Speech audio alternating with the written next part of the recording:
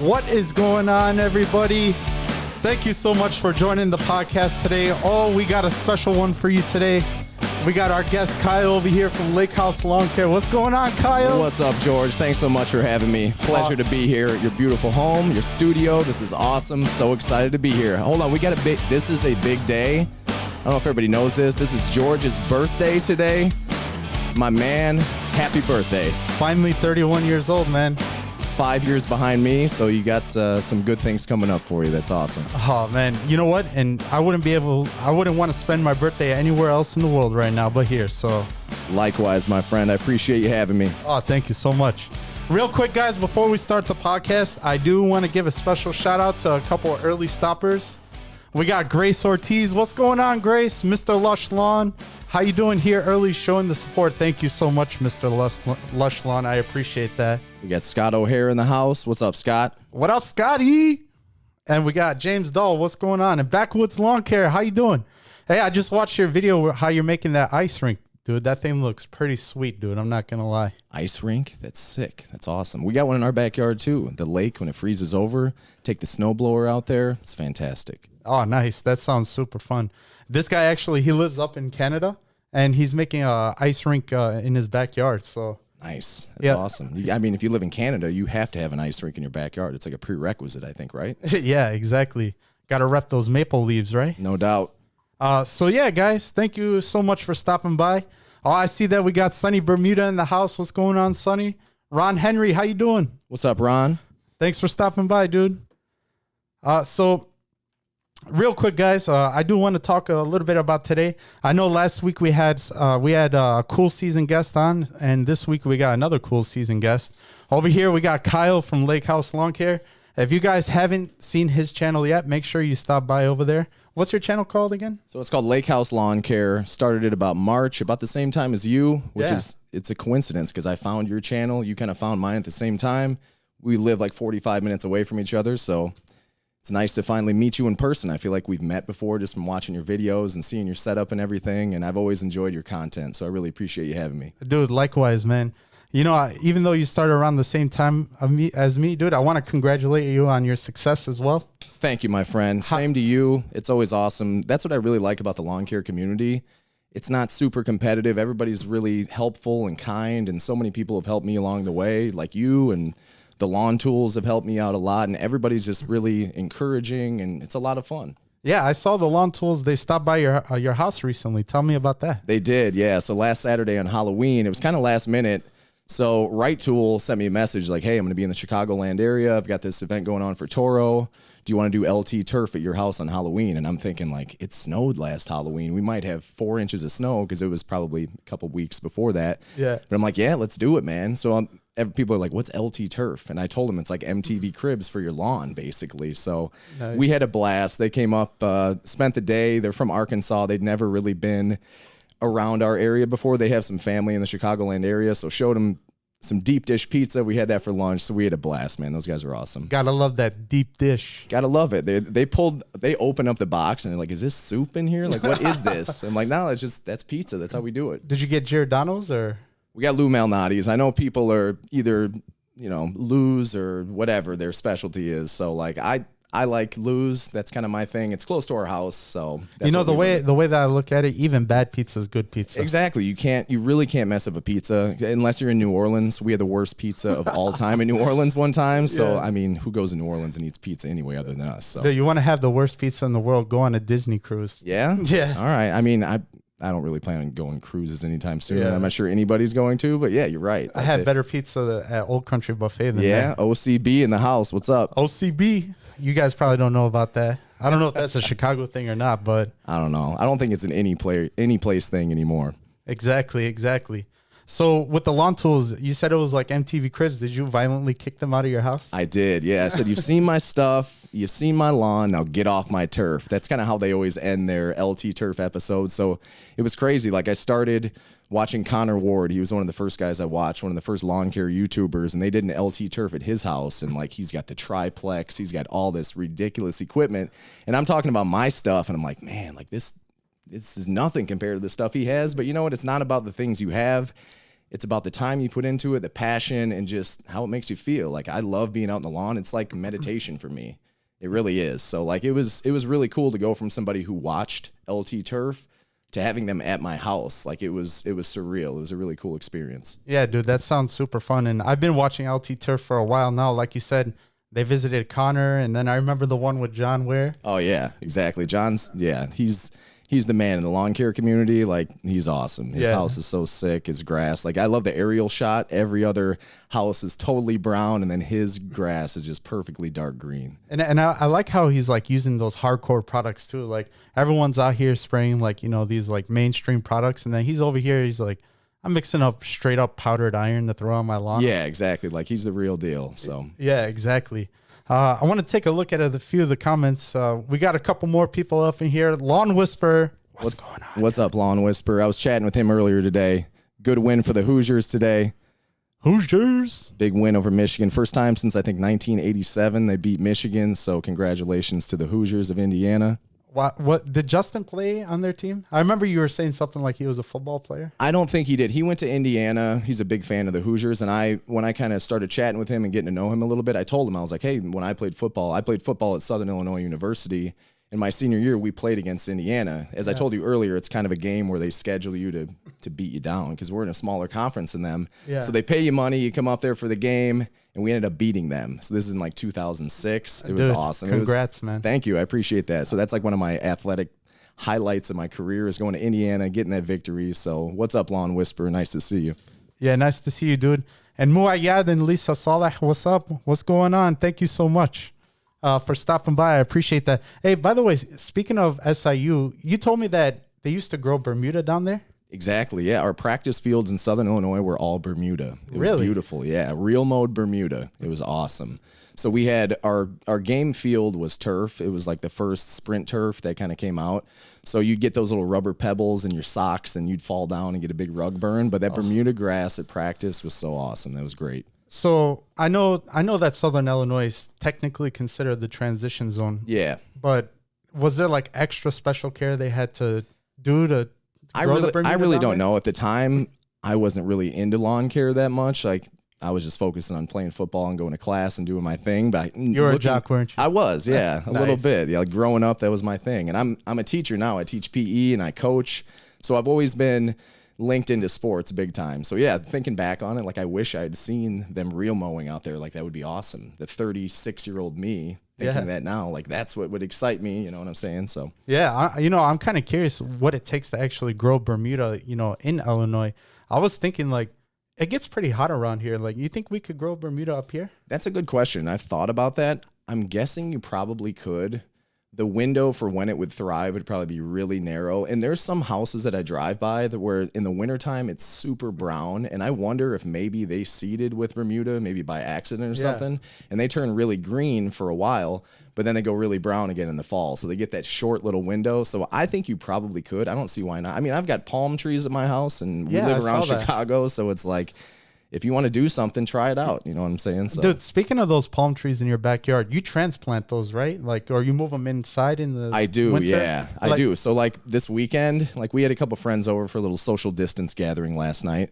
So I took the palm trees from the basement. I brought them back outside. I'm like, I want to make it feel like it's tropical again because we're sitting outside. It's 70 degrees. So it's really easy. I just pull them right out of the pot, put them back in the hole that's in the ground.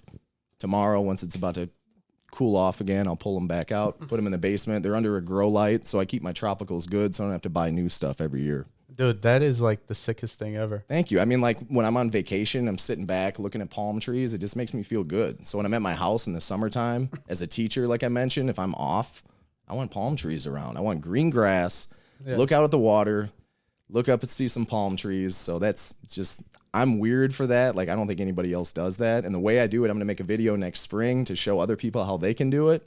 So that's something I'm looking forward to. Dude, who knows? Maybe we can make this a trend, growing palm trees up north. Why not? I mean, if you ask somebody, do you like palm trees? I don't think anybody's going to go, no, I don't like those. Those are stupid. Right? No, definitely not. So you said you played football before, right? I did, yes. We actually got a picture of you playing over here. Throwback. What's up? Oh, dude, That is a cool picture. That is a really cool picture. I'm appreciative of that. Whoever put the graphics together for this, that's really cool. They used to have this, so they'd have advertisements around campus. And I remember the first time I walked around, I saw this up on like it was on a poster on a wall. I was like, whoa, that's me. That's really cool. So like, yeah, that was a lot of fun. I had some of my best friends I met at SIU, all the guys I played football with. Any of them go pro? Yes. Yeah. A few of them did. So the running back from our team, his name is Brandon Jacobs. He was like 6'4", 260. He was huge. He transferred from Auburn, and he played for the New York Giants. So he won 2 Super Bowls, beat Tom Brady in the Super Bowl. Oh, man. Another good friend of mine named Braden Jones. He played for the Vikings. I was just with him not too long ago. So Braden may be watching right now. So, yeah, he played for the Vikings. We had like 4 or 5 guys that went on to play in the NFL. Oh, dude, that is so awesome, man. Yeah. You should reach out to them, see if they could come visit the school where you work at. Exactly, right? That would be awesome. We actually had Walter Payton's son, Jarrett Payton. He came to our school a couple of years ago. So, yeah, that would be awesome. That's a good idea. So you're a PE teacher in Glencoe, you said? Yes, correct. So with all this pandemic stuff going on, what exactly kind of activities do you guys do with PE? So everything I do is on Zoom, which is, it's basically like we're doing right now. So I feel like I'm teaching right now a little bit. So it's hard because it's not like, okay, we're going to play kickball today. So you kick it, and then the kid over there on their screen at their house is going to make the catch. So everything we do has to basically be fitness based. So the YouTube channel I have, my lawn care channel, I started because I knew I'd have to start making video content for my PE classes that are remote. So that's why I did it. I'm like, I'm going to practice. I like lawn care. I'm already doing it. So it just was a good practice on how to get better at making video content. So everything I do right now is on Zoom. So I'll do workouts. We did like cardio kickboxing the other day. So it's been a lot of fun. I'm trying to make the most of it and stay positive. And I think I've had a good reaction from my students, and we've had a good time with it. Oh, nice. Yeah, that's awesome, man. I really respect all the teachers. I mean, the work you guys put in. Thank you. I know that you said, you started doing this YouTube channel as a way to, craft in your skills and sharpen up your skills. What exactly made you start doing lawn care YouTube channels? Well, I would always watch lawn care YouTube channels, and I've really taken care of my lawn ever since we bought our house. It's been something I've been passionate about. Ever since I was a little kid, I just loved grass. I don't know what it is, but just like seeing a really nice manicured lawn, I just like that. Yeah. So I've always done that since we've had our house, and I figured like I'm already doing this workout in the lawn, and I like watching lawn care YouTube videos, so why not try it out? So I did, and it's been a lot of fun. Like, I feel like looking back at my old videos, I'm like, oh, these are so bad. Like, why did I do it that way? But that's how anything is. When you first start, you don't really know what you're doing, but unless you give it a shot, you're not going to be successful at anything.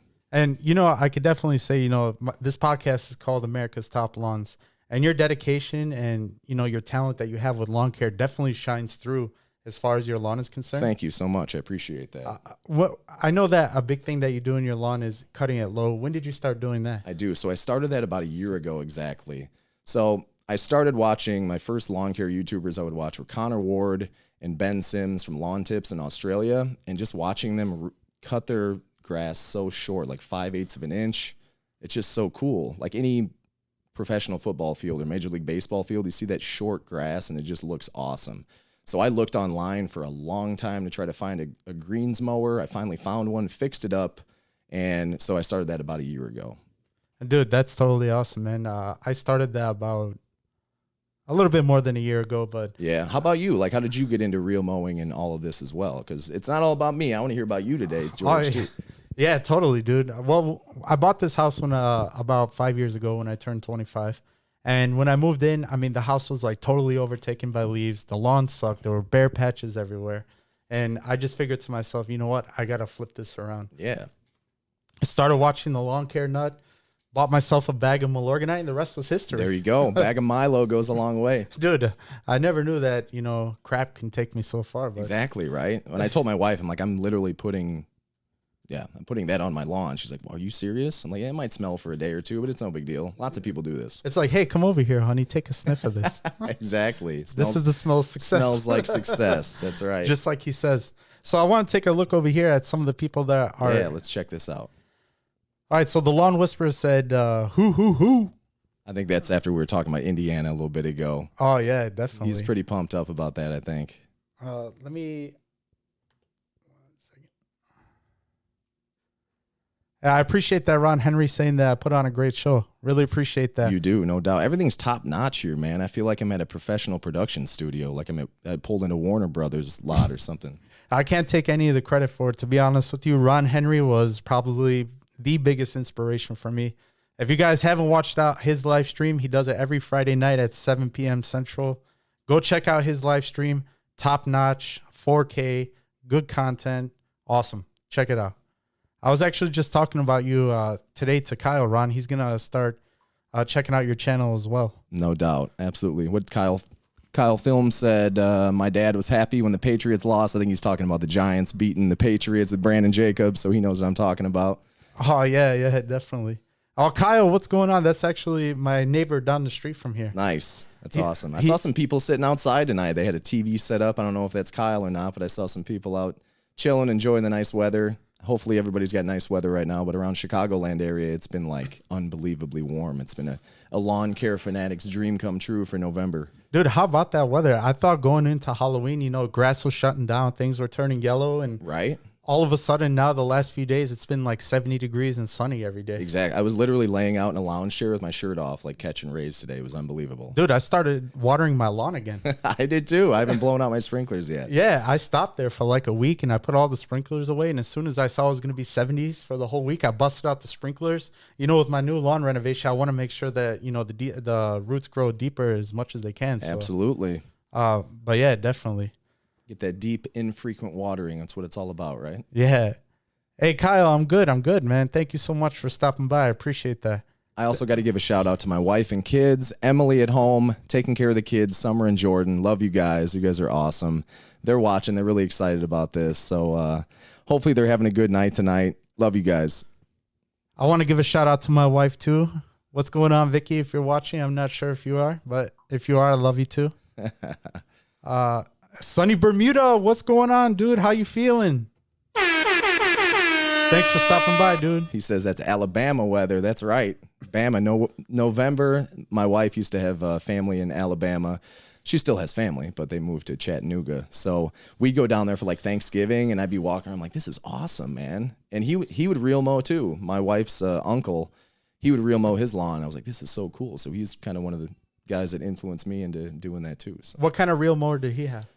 Thinking back, I think he had a McLean, I want to say. If I'm wrong, I apologize, Frank, if you're watching this. But yeah, it may have been a McLean. It might have been a Greensmaster. I didn't really know much about it at the time. Yeah, so. Yeah. Who cared at the time, right? Speaking of, you have both of those. I got to take a tour of George's garage. He's got the Greensmaster. He's got the McLean. He's got the Honda. You got the full setup, man. It's like a whole dealership in there. It's pretty awesome. So. Yeah, I got the Toro Super Recycler in the back, too. And man, that stays in the shed. I don't use that too much. Yeah, special occasions. Yeah, exactly. Nice. But we were actually doing a little bit of a tour around my garage, man, and I let you handle the McLean. What'd you think about it? That thing is like buttery smooth. I can't believe how easy it is. I was saying, like, pushing the Greensmaster around, it's tough. It's not easy. And I was saying, like, are my tires low on this thing? Why is it so hard to push this thing around? Am I getting old? Exactly. I am getting old, but yeah, that McLean is like, it's so easy to maneuver. I could see why after you got your Greensmaster, why you held on to that, because it's easy to use. And when you don't have a massive area that you're using it on, like it's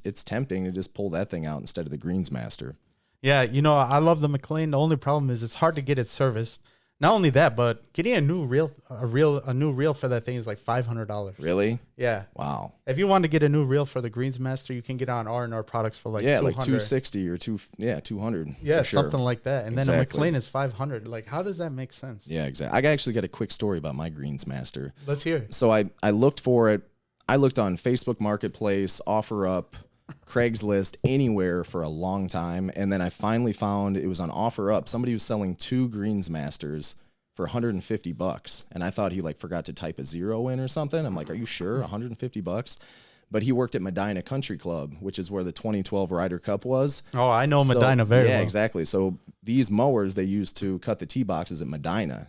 Yeah. So I'm like, I told the Lawn Tools this too on LT Turf. I'm like, I feel like this is a part of history. Like, this mower used to cut the tee boxes that Tiger teed off on. Like, and now it's at my house, cut my backyard. How many PGA tournaments they had in Medina? Like, they've had quite a few. Bunch. Yeah, they've had a lot there. That place is so prestigious. I heard they wouldn't even let Michael Jordan in there. Really? Did you hear about that? Actually, I was there for the 2012 Ryder Cup, and I saw Michael Jordan there. So apparently, whoever told you that, they may have been misinformed. Oh, really? Yeah. Hey, speaking of Michael Jordan, man, I heard that you used to party with Dennis Rodman back in the day. Oh man, so one time, yes. So it was let's see, it was about 13 years ago.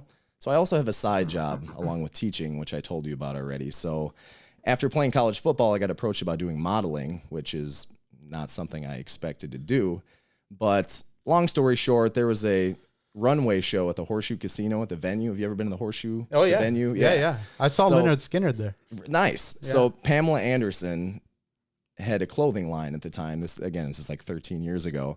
And she came to Chicago and she wanted to have this runway show, and she chose me for my agency. There were two guys that she chose, and I was one of them. I was thinking, like, why is she choosing me for this?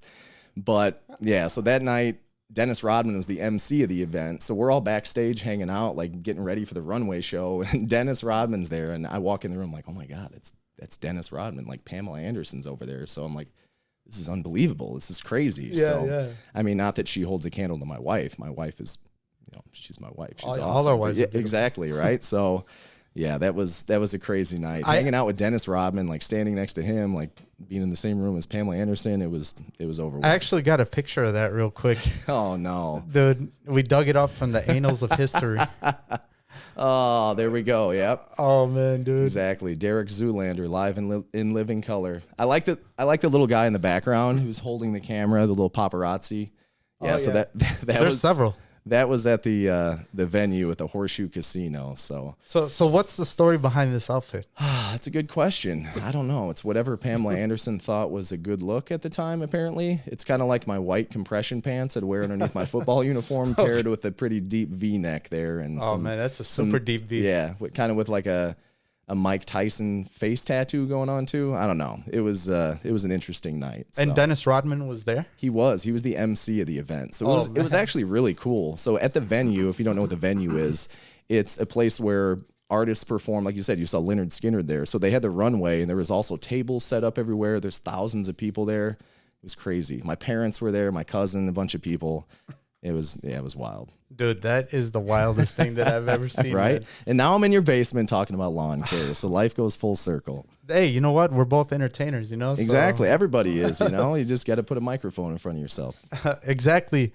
Real quick, I want to give a couple more shout outs. I see that the Lawn and Life just showed up. What's going on, man? Thanks for stopping by. They said, whoa, I'm late. What's going on? A lot, man. You missed a lot. Let me tell you. Oh, this is great. So you're still doing modeling right now? I do, yeah. So basically the day I used to do like underwear modeling for jockey. So if you buy a pair of jockey underwear, you know, there's like a person on there, but it's kind of cut off from the neck down. That used to be me. The waist down is the only thing that matters, right? No, so I did that, all kinds of different stuff in my 20s. And it was like the day I turned 30, every job I have now, I'm playing a dad like you see right here. So is that your daughter? That is not my daughter. That's my pretend daughter. This is back before COVID times. So I like to call this one Dapper on the Crapper. This was the cover of the 2020 Kohler Design Catalog. So this is actually a really cool job. Like Kohler is an awesome company. They booked me a couple times, and modeling's been a lot of fun. Like it's nice supplemental income. It's laid back. It's fun. Now I get to do it with my family too. So my whole family is signed with my agency. So like we've been in a couple of advertisements for Meyer. I don't know if you know Meyer, but there's Meyer around here, not all over the place. So we've been doing that. I got a photo shoot coming up for Sherwin-Williams coming up this weekend. So not only do you model, but let's talk about your lawn, man, because that is like a picture perfect lawn. Thank you. I appreciate that. All those like awesome shots you get during golden hour. Thank you. Right? Golden hour. That's what it's all about. I was telling my neighbors last night, I'm like, I got to get up early because I've got this time of year, the sun is so low that I don't want to record when the house is blocking the sun because it gets that golden hour. It's like 7:30 to 8:30 a.m. And I got to make sure like I try to knock it out as quickly as I can. So I made a video this morning. I recorded it, I edited it, and I had it all done in like 3 hours. So I'm like, you know, in the last podcast when I had Striper Man, I asked him at the end, who do you think has the best lawn on YouTube? And there was some other guys in the chat that were actually talking and your name came up a lot. That's very humbling. I'm not sure I agree with that, but that's very nice of them to say. Like, I love my lawn. I really do. I've worked really hard at it. And anything that you set goals for and you create a plan and you get after it, like when you see that come to fruition and have some success, it's a lot of fun. And there's tons of lawn care YouTubers who put passion into it and they get great results too. So I'm not going to say I've got the best lawn or this guy does or whatever. It's all about everybody having fun, being proud of what they do and what the end results are. So your lawn looks super awesome, man. What would you say are like a few of the things that you do to get it to that? Honestly, one of the things that I have that's kind of like a cheat code. Remember, you used to play video games. You get the cheat codes online. R1, R2, L1, R2. Exactly. Left, down, right, up. So it's like our lake sprinkler pump. Yeah. So we've got like seaweed in our lake, and our sprinkler pump pumps right out of that. So that water's coming through seaweed, and it's lake water. So it's nutrient rich, and I can just flip a switch and get unlimited water whenever I want, which is like when we moved into our house, the sprinkler pump's in the basement, and I'm like, what is this thing? I don't even know what this thing is. And I didn't touch it for like 2 or 3 years. Oh, man. And then my neighbor's like, that's a sprinkler Little pump. did you know what you had. Yeah, my neighbor John, he's taught me a ton about irrigation and lawn care and stuff. I've learned a lot from him too, but he showed me, he's like, this is your sprinkler pump. I'm like, I've got in-ground irrigation. I didn't even know I had in-ground irrigation for like 2 years. Oh my and I walked around and I poked around. Oh yeah, there's a sprinkler head right there. So I had a bunch of broken pipes. While I'm over here, like, debating on spending 10 grand for an irrigation system. It's so expensive. Not just that, but then you put it in and they got to tear your lawn up and they got to trench everything. And it's a lot of work. So your sprinkler pump, it pumps straight from the lake. You said there's a lot of seaweed in there. Dude, that's like an unlimited supply of RGS you got. It's crazy. I don't know what RGS is, but I'm going to say yes. You're right. Yeah, it's like a seaweed product. Okay, dude, then yes. You don't know what RGS is? I don't. Man, what, you've been living under a rock? I have, yeah. I have. No, but so how many gallons per hour does that thing pump? Honestly, I have no idea, and I've never really measured it. I kind of just walk around and see if it feels dry, and if it does, I flip the switch and give it some water. And dude, if I had unlimited water like that, just pumping from the lake, I would just keep it on constantly. But I know you can't do that. What's one other thing that's nice about it is my neighbor John. The old sprinkler was super old. It was like from the 60s, and he created a new system for me. So we made it all out of PVC. He works for water reclamation and he knows this stuff like the back of his hand. So he showed me how to do that. And he also connected a hose to it too. So I can connect a hose and run lake water through the hose. And then when it's time to blow out the sprinklers, which I'm going to do on Sunday, I can just connect the hose to the compressor and blow everything out from right there. So it's like 2 zones. It's super old school. You gotta turn the knobs and everything. I don't have like the new school solenoid that goes automatically. Oh yeah. But it's awesome. Like, it's fun. I enjoy doing it. Are you thinking about upgrading to like a smart system? I'm not. Old school. I like the dumb system, honestly. I like it. The old school. Yeah. Yeah, I see over here, Lawn Pusher just entered the chat. What's going on, man? Thanks for joining. What's up, Lawn Pusher? He said that Kenny Cooper has it also. Oh, dang. I didn't even know that he had. Nice. I was wondering how he was. I don't know if you know Kenny or not. I don't. He actually has a huge lawn, and he lives not too far from here, down in Montgomery. Okay. And he has like this like super strong sprinkler. It's like an impact sprinkler, but it shoots out like a golf course. Yeah, it's like huge, and it goes like hundreds of feet. That's awesome. I was wondering how he was getting all the. That's water what the lawn tools use too. They don't have in-ground irrigation. I was asking Right Tool about that. He said at his house he just runs. He said they get a lot of rain, first of all, so he doesn't really need irrigation that much. But when he does need to water, he just sets up a tripod sprinkler system, and that's what he does. So does it ever get clogged when you water the lawn? I've never. Well, the heads do occasionally, like the individual sprinkler heads do, but the intake pipe, I kind of rig that up myself. It's basically PVC, so the whole setup is just like sucking out of a straw. So I got the pump in my house. I got the piping that goes underneath the ground, and then there's a tube that goes out in the lake with a little filter on the end. So that filter keeps all the seaweed and all the little rocks and everything out. So I've never really. Does it smell fishy at all?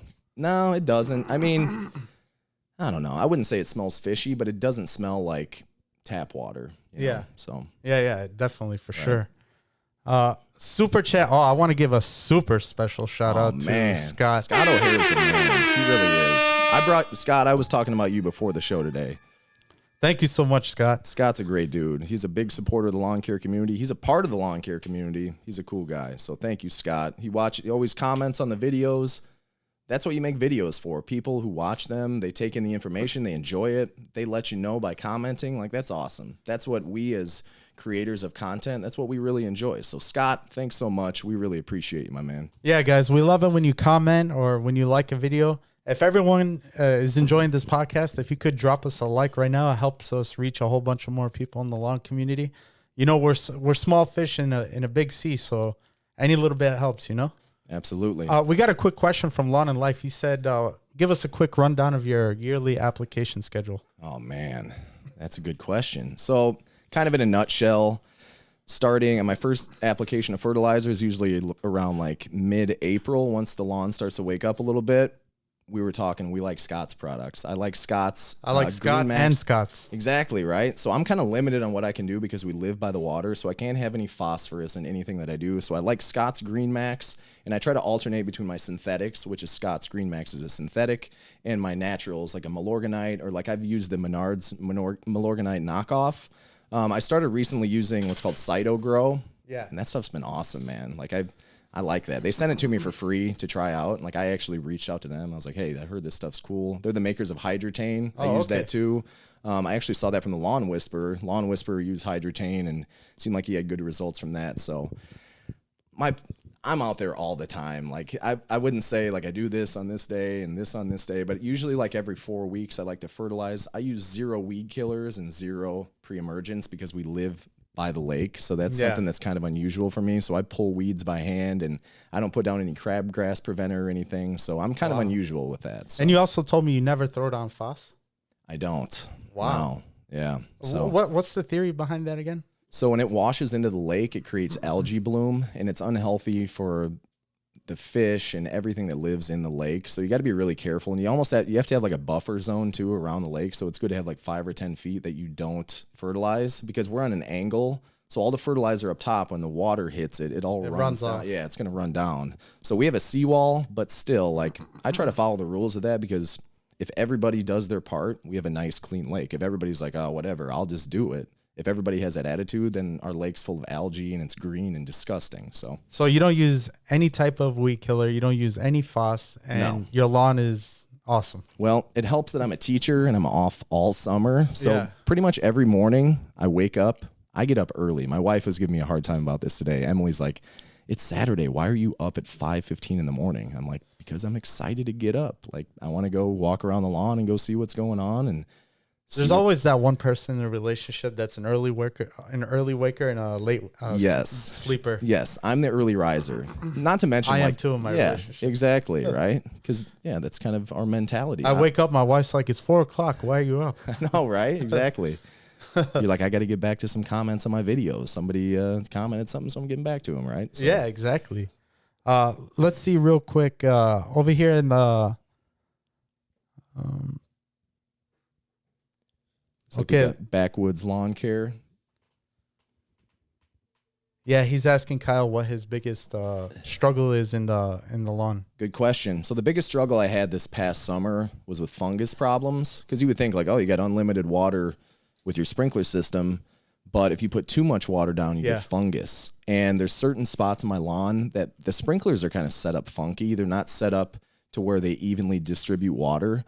So that's backwoods. That's been the biggest issue I've had, is dealing with fungus. And I've kind of figured it out a little bit. And the video I made today, I talk about switching up your fungicides and how grass, just like humans, creates a tolerance to things. So if you put down the same fungicide all the time, that grass adapts to it and it evolves, and then it doesn't work anymore. So there's different groups of fungicides. So you got to use a group 1, which I have, and then I switched to a group 3. It's so nerdy. I know. My wife is like, "You are such a nerd talking about all this stuff." I'm like, but luckily, I haven't had too much fungus problems. I mean, I just throw down some propiconazole anytime, there's a little bit of an issue. What kind do you use? Do you use the, what's it called? Like Bayer? It comes in that little blue hose end sprayer. I use the stuff from Do My Own. Yeah. Yeah, I got that too. Yeah, they the same company that makes the T-Nex. Yeah, exactly. Speaking of T-Nex, do you throw down any kind of regulator? I have not, no. Honestly, no, I haven't. Because like I said, I'm a teacher and I'm off all summer. And I mow every 2 days. My backyard, I real mow at 5/8 of an inch every 2 days. So my neighbor's like, this guy is out of his mind. Because I'm out there all the time. My neighbors just say, no, you don't. You mow every day. But pretty much. Yeah. So I don't put any plant growth regulators. If I were to go on vacation or something for like a week, I might consider that. But yeah, I know you mentioned Bayer earlier. Yeah. I didn't know this, but did you know that they actually make a plant growth regulator for sale in the big box stores? Really? And it's a granule? No. I saw it on Sunny Bermuda's channel. He was testing it out. Yeah, if you want to check it out. I will do that. But I use this stuff and do my own. And, you know. You talking about the PGR or the? Yeah, the PGR. Okay, cool. What do you think? Because I've heard some people say, I kind of regret putting down the plant growth regulator. Oh, no. You like it? I love it, man. What I've heard is that it kind of limits the top growth, but it also, there's more tillering, you know what I'm saying? Yeah. Like it's going to produce more leaves of grass and it's going to widen itself out a little bit when you use the plant growth regulator. So that's some of the things that I've heard about. It makes it tight knit for sure. Yeah, for sure. So like if you have like a KBG lawn and you're spraying down the PGR, Right. you're going to definitely have to dethatch more often, or not dethatch, like scarify your lawn. Right. Because you're going to want to break up the grass crowns because things get like really tight knit. Right. Like so tight knit, nothing could get through them. You know? Exactly. Yeah. We got a question from, what's it say? Mr. Lush Lawn says, you switch propiconazole and azoxystrobin. Yes, that's what I do. And you want to switch the groups too, because they come labeled what group they're in. It's like a group A and a group B. Exactly. It's 1, 2, 3, and 4. Or I don't know. There's people that know more than I do. But you want to use one from a different group. And yes, you want to switch between those two. You don't want to continue with the same one all the time. I know you said you don't apply any pre-emergence, right? Correct. Oh, okay. Yeah, that's what I do with my pre-emergence. Yeah. Because you want to, there's groups of those too, you know? Okay. Because you have like your prodiamine, which is what I mostly throw down. Yeah. But you can't be throwing that. Like if you do a spring app, you can't, or it's not recommended to throw that down in the fall time either. Got you. So I kind of switch off from that to dithiopyr and then back to prodiamine and so on and so forth. Gotcha. I got a question for you, George. Yeah. Do you have any issues with Poa annua? No. None at all. None. Huh? None that I know of. Gotcha. Back to the question earlier. Somebody said, But what are you- some issues to deal with? I've got a little bit of that in my lawn, so I'm trying to work that out too. Go ahead. How can you tell exactly that you have it? Because I kind of had a little bit of a hodgepodge of grass before. Okay. And I know now that I have like a monostand. Yeah. It's going to stick out like a sore thumb. It will, for sure. So it's kind of more of a lime green color, and it has continuous seed head production. So like end of May, when Kentucky bluegrass has its seed head, it looks just like that, but it's a little bit different, and it continues having seed heads like almost all year. So Really? that's how I can tell I have it in my lawn. I mean, it looks like nice bluegrass. Don't get me wrong. Like I real mow it, and those tiny little spots of Poa annua, it actually looks pretty nice. It doesn't stick out at all? It does a little bit, but it's not like it's a weed though. Like it's a grass, right? Yeah, it is a grass, but I don't want it there. So technically that makes it a weed, but yeah. So that's another issue I've had a little bit, a couple spots of Poa annua, but what I plan on doing instead of killing it off is, I don't know if you've seen in my videos, but I have like a reserve area. So if I have a bad spot or a bare spot or like the fungus I mentioned before, I just cut it out and I get rid of it. And I take a spot from that I real mow over in the corner of the lawn that I never see, because I want the areas that I walk out and look at everything, I want it to look really good. So if I can take something from that reserve area, cut it out just like a piece of sod, replace it for like a patch of Poa annua or whatever it may be, that's worked out really well. Connor Ward just make a video about The Pro Plugger. I saw that.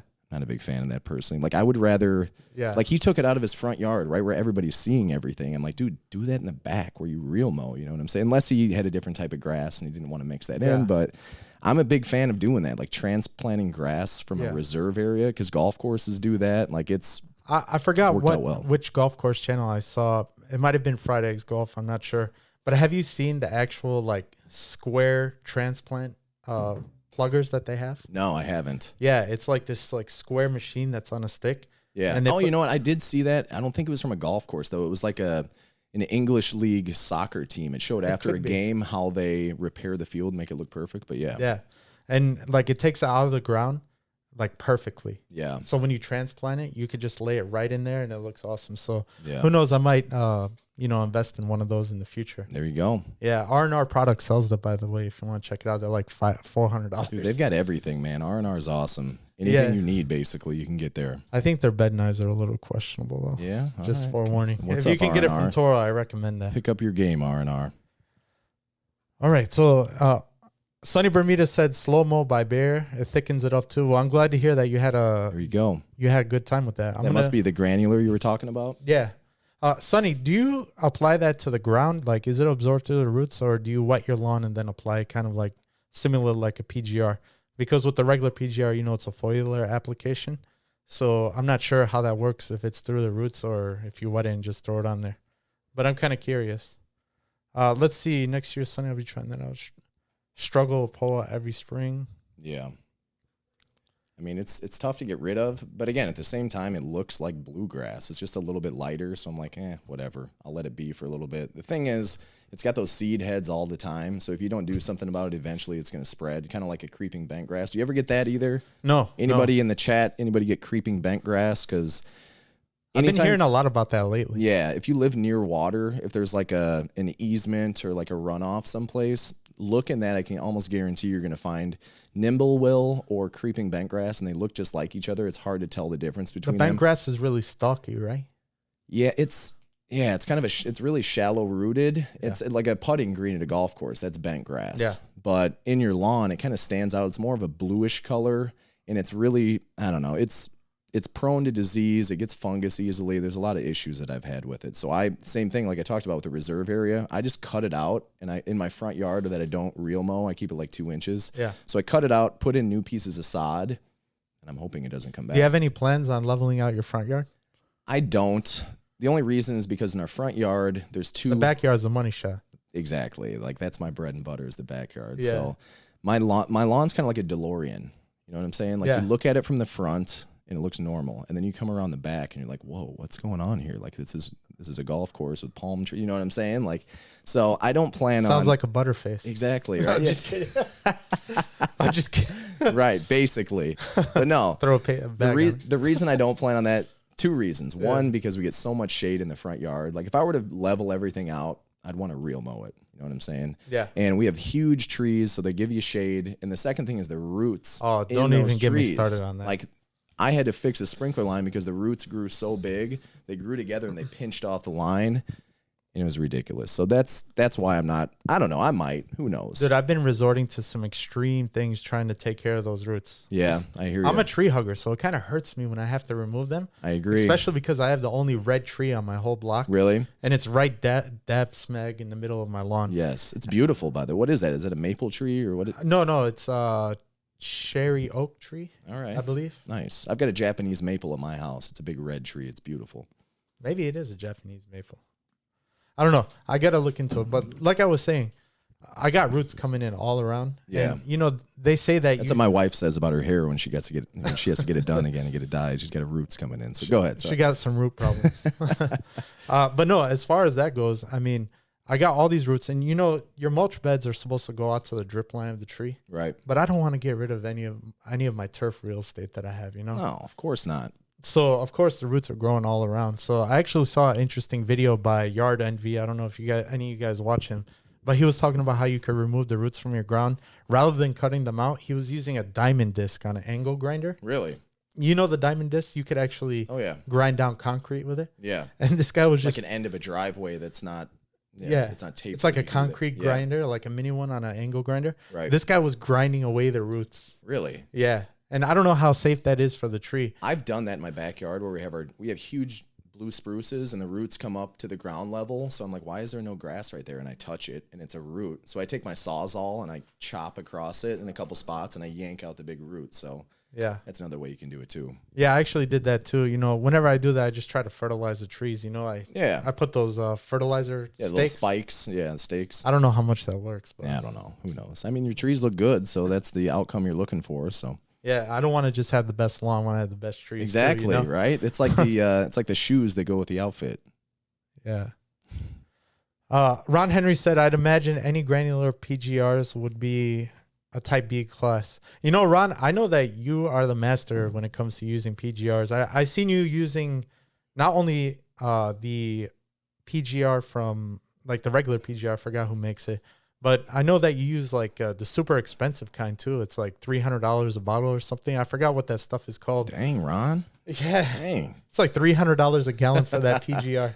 Jeez. Dude, funny story about PGR. PGR is kind of questionable in the lawn community. Yeah. Because it's an artificial chemical. Yeah.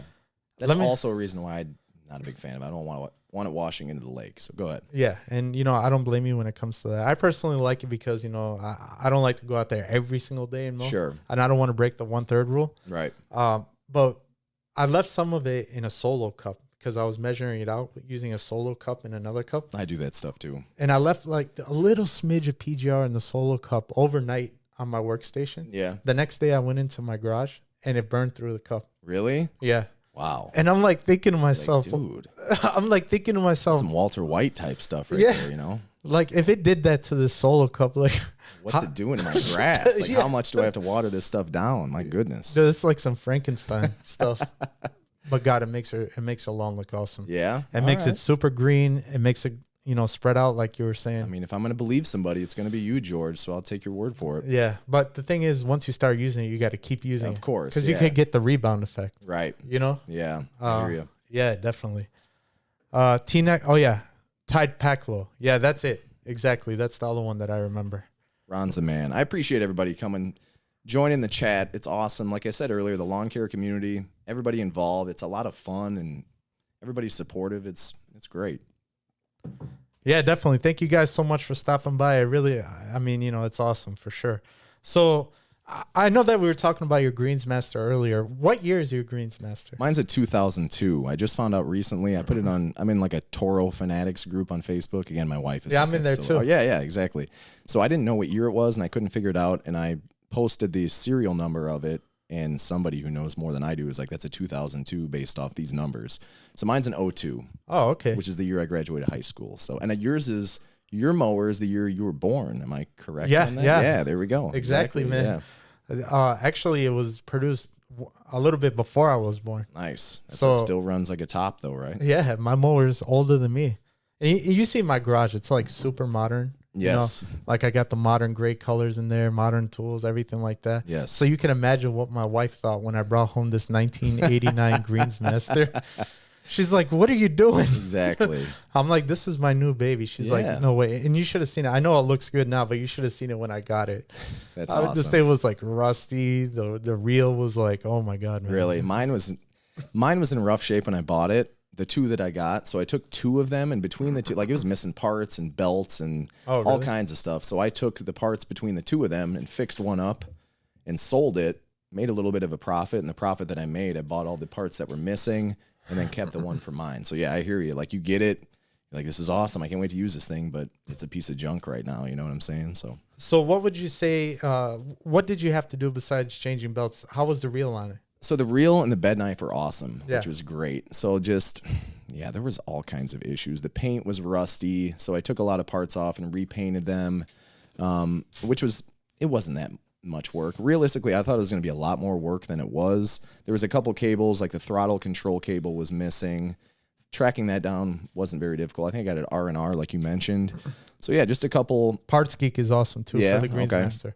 And eBay.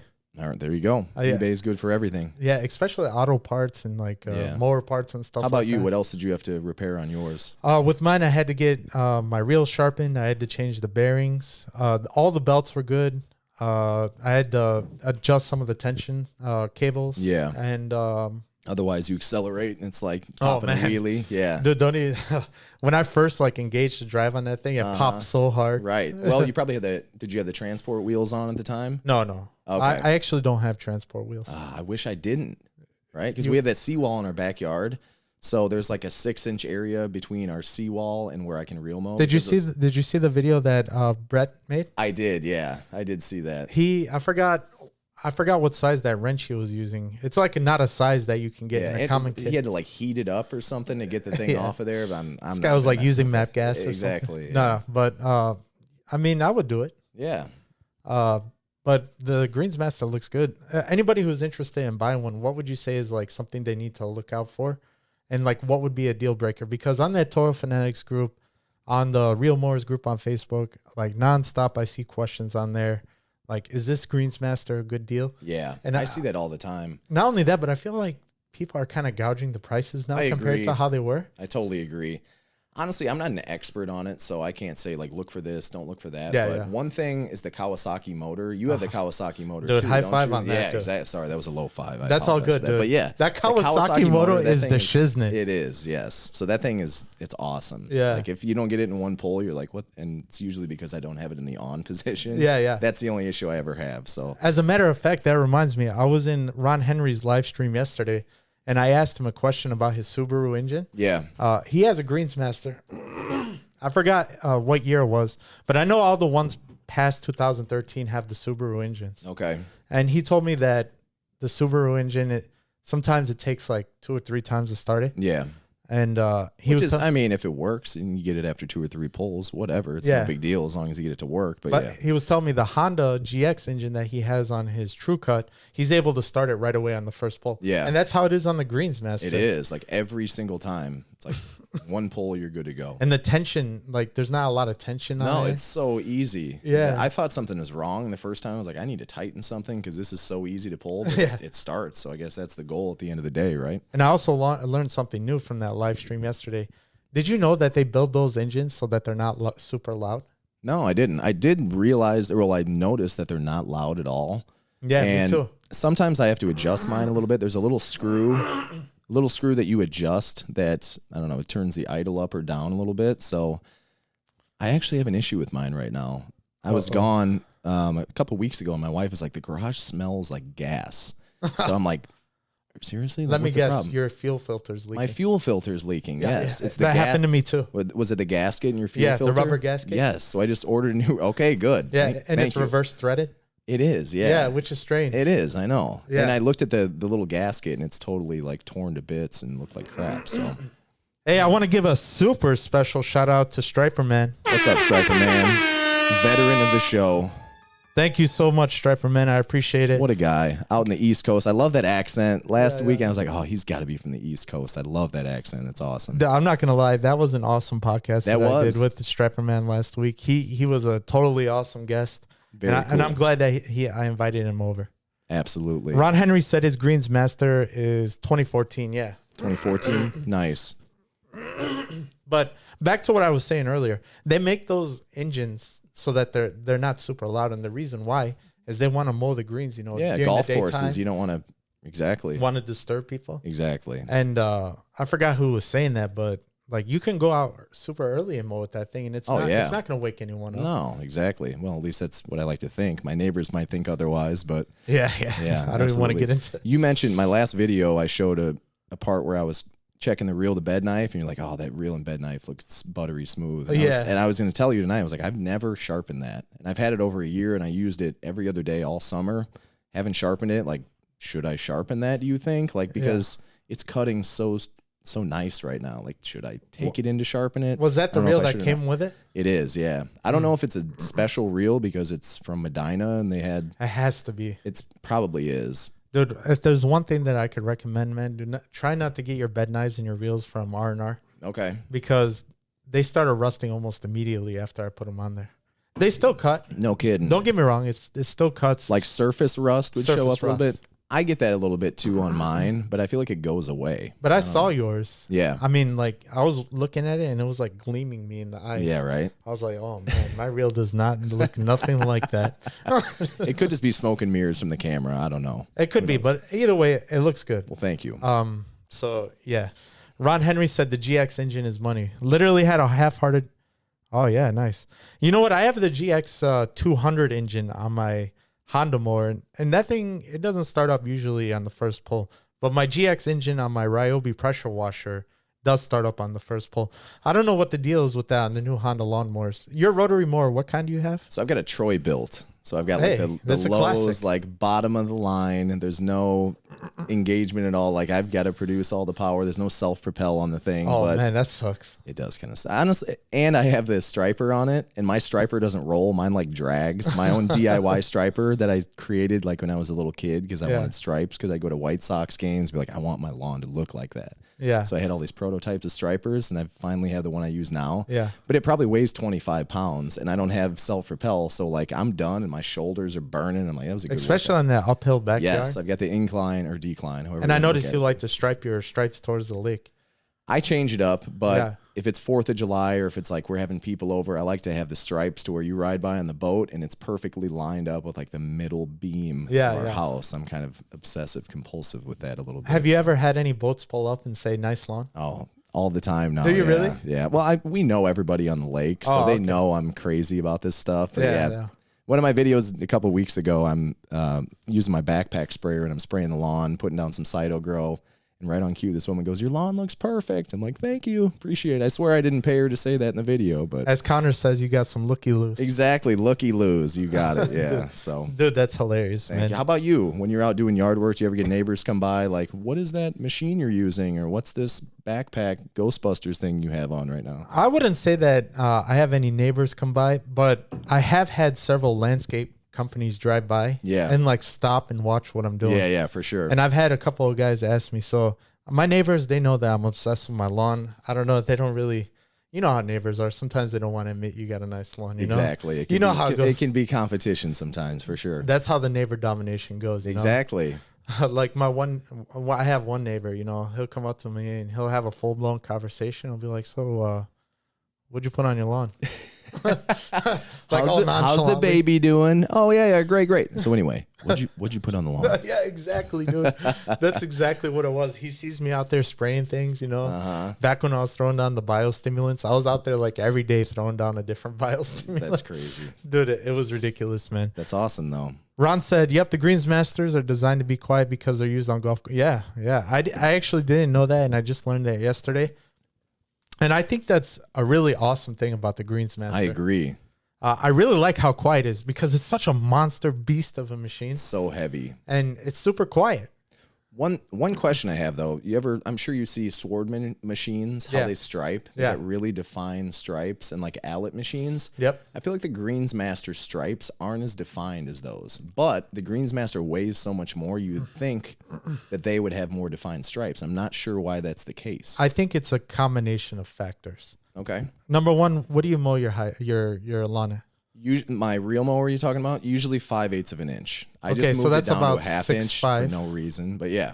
That's about 0.65. Mm-hmm. A lot of the people that are using the Swordmans, they're mowing at about 0.75. Right. And believe it or not, that makes a big difference. It does. You're right. So 3/4 of an inch, the grass is going to look a little bit darker, and it's got more leaf that's going to lean over to make it more of a contrast. And I actually know someone who has an Allet mower, and he mows it at an inch. Yeah. And it looks like it's a shortcut lawn. Yeah.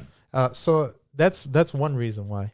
And the second reason why is even though it doesn't weigh a lot, you're able to burn those stripes in, because when you're mowing with the Greensmaster, sometimes it gets tiring and you don't want to keep on going back and forth and back and forth. That's true. But if you have an Allet, you could pivot that thing. You can go back and forth like, 10 times effortlessly. Right. So I think it's a combination of those two things, Exactly. Yeah. Speaking of, in the chat over here, we said Lawn Whisperer says smooth AF. I think he's talking about Abercrombie and Fitch. I don't know. Smooth AF, I guess. He just picked up a green. I don't know if he wants me to tell everybody. Yeah, he told me. Revealed everybody, but he picked up a 1600. 1600, yeah, I heard. So Lawn Whisperer, that's awesome. Excited to see you doing some things with that. He says I got the business casual on tonight. You're right. Business casual it is. It's just business, baby. Coming to George's house, it's all business, right? So exactly, I got to look the part. So I threw on a button down. I actually have swim trunks on under here. You can't see it, but you trying to take a dip afterwards? I am, yeah. If you don't mind. I don't got a lake like you, man. Hey, you got a pretty nice bathtub upstairs, so I figure why not? Hey, man, bust out a bottle of wine. No, I'm just joking, dude. No homo. But yeah, he said. But yeah, the business casual, man. Scott says out of the fall catalog. Thank you, Scott. Appreciate that. Hey, I just saw on your Facebook was that like a Target ad you were in? That was Meyer, actually. Oh, Myers. Yeah, if you don't know what Meyer is like a Target. It's in the Midwest, though, so it's like Illinois, Michigan, Indiana. So Meyer is like a Target. So when the pandemic started, like before that, the picture you showed earlier, like they would hire a model. Like they would hire me, I'd be with a fake wife, fake kids, and they can't really mix families now with the pandemic going on. So my agent was like, would your whole family be interested in being submitted for a couple jobs? I'm like, so paychecks times 4?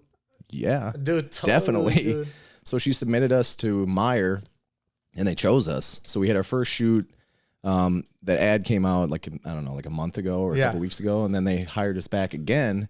and then that's going to be out in December. So yeah, so that's for Meyer. They give you free clothes too? They don't. No? No, they give you money though, which you can buy clothes with. So Damn, dude, what's life without some clothes from Myers? I know, right? Exactly. Man, dude. Yes. Any place that I could go grocery shopping and buy clothes, I'm down with it. Exactly, right? I'm a simple man, dude. I'm not gonna lie, I like their clothes. Like, Dude, Target has nice clothes. They do. I know, it's crazy. Who would have thought we'd be talking about clothes right now during this lawn care show? And everyone's like, "What are these guys talking about?" But yeah, you're right. Well, hey, we gotta stay fresh. I'm always out there with my black V-neck and my New Balances, man. I was telling George earlier. I was like, I can't believe you don't have a Psycho Bunny shirt on. Is that what it's called, Psycho Bunny? Yeah.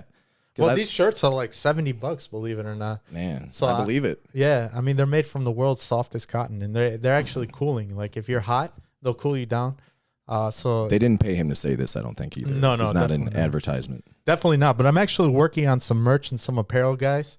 That's gonna be similar. It's gonna be like a nice black shirt, like a V-neck with like my little. I have a redesigned real logo I'm gonna put here. Nice. So it's gonna be super sick, and That's it's not awesome. gonna be like one of these default companies. Like I'm trying to like get some quality materials. There you go. So I'm gonna be rolling that out pretty soon. That's awesome.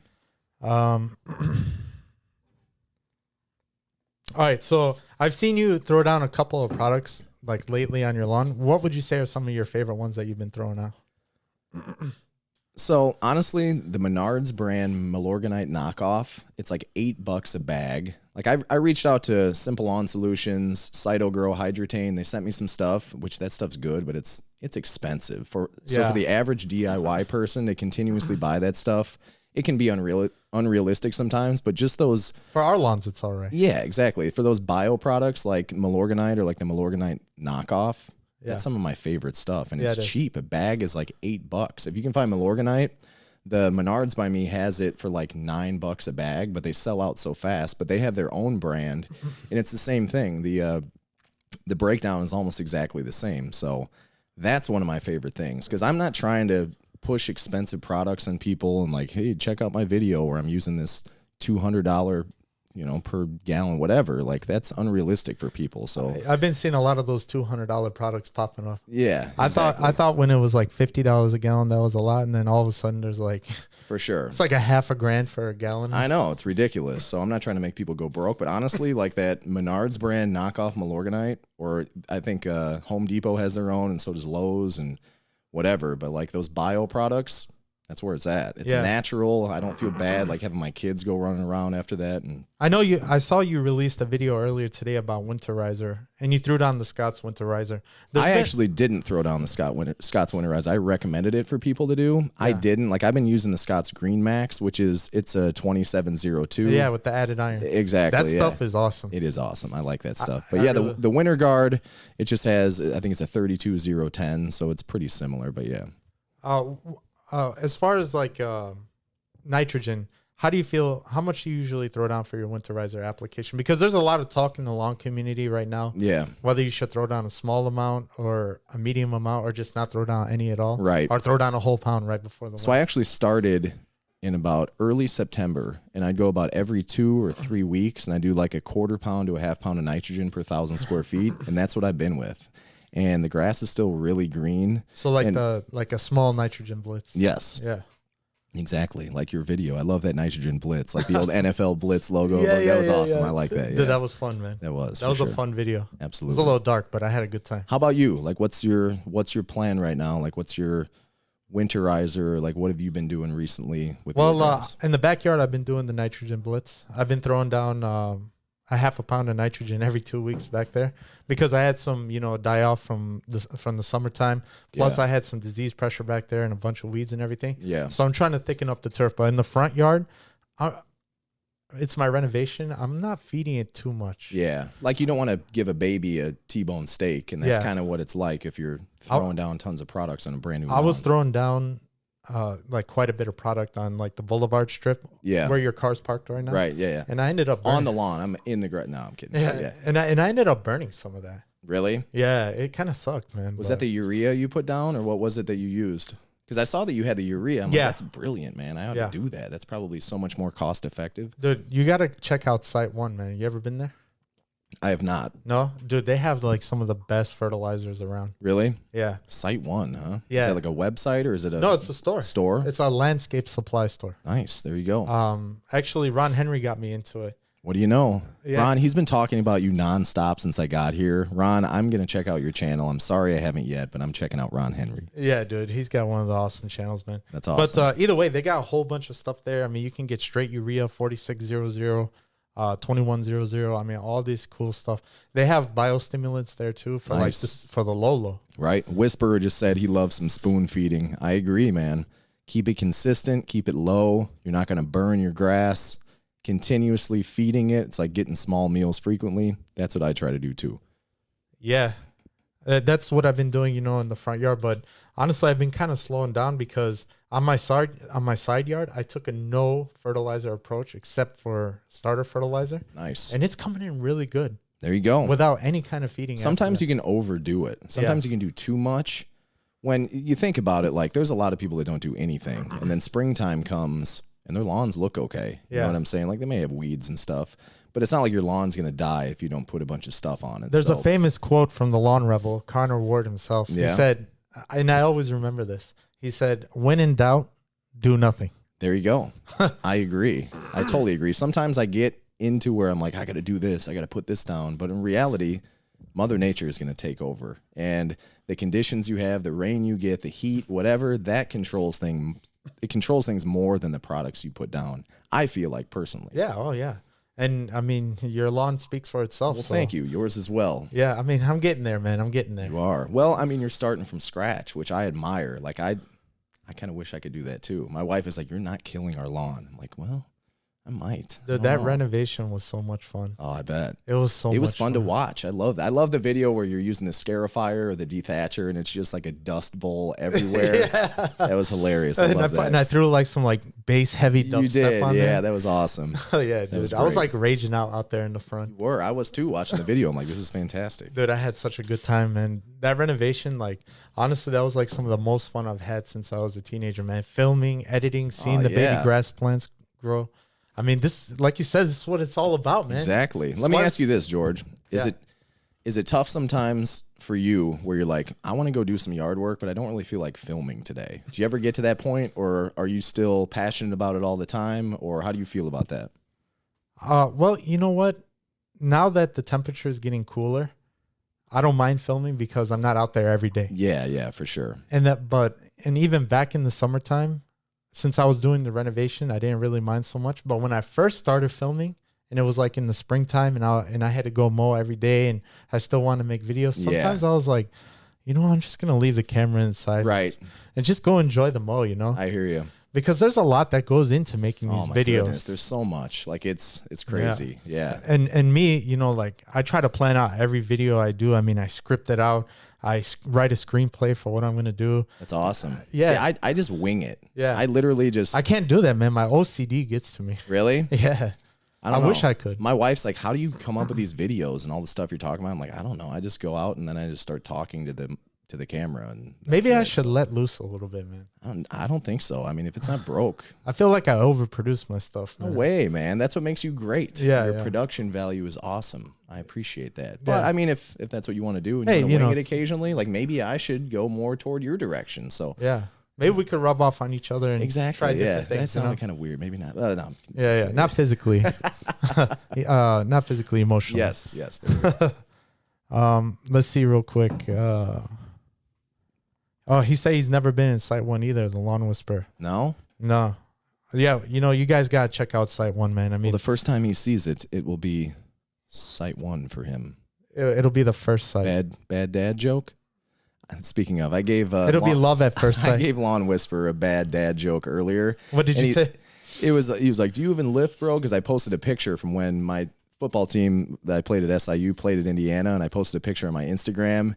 And I was in the front and center. He goes, you even lift, bro? And I said, oh, only 12-ounce curls. And he goes, and he sent me a screenshot. Like right after that happened, there was like bad dad jokes or something. Did he invite you to the gun show? Yeah, basically. But bad dad jokes started following him on Instagram. The notification was like directly below my notification of my stupid dad joke. He's like, what a coincidence. So Dude, that's funny, man.